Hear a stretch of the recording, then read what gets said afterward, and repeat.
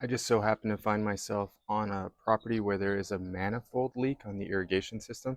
So I wanted to take time to do a video about what it is, what you can do about it, and maybe some little tips to avoid more problems in the future. So to start with, let's show you what a manifold leak is. So most commonly, I have the water off, so you won't see it move, the water moving, but you will develop a crack on a T right there, or it'll start leaking from the joint. So this pipe, it's a 1 inch pipe. It can be larger, smaller, but it is a what we call static pressure. So it's always pressurized and it supplies water to the backside of a sprinkler valve. In our area, the valves are above ground, but in your area, they might be in the ground. But nonetheless, you'll still have a manifold because that's where you will typically have multiple sprinkler valves, and the manifold is what connects them all together. So what'll happen is it'll get really muddy, and can be quite an intensive job because you're going to be digging quite a bit.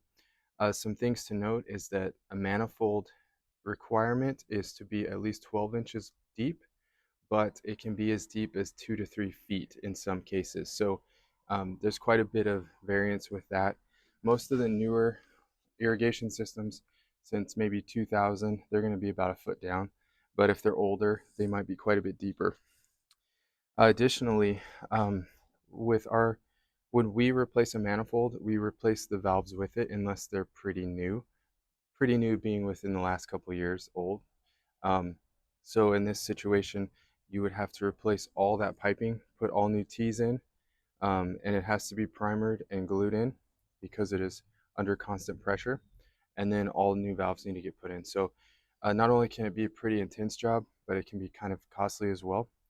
In most cases, you're going to have like 3 to 4 valves that need to get replaced with a manifold, and this can cost anywhere from uh, like 1,000 to 1,500, depending on some different situations and different circumstances. But typically, that's what it's going to take, and it does take quite a bit of time. So, um, if you can, in this situation, I was able to shut the water off for a day to let it dry out because it was just a swamp.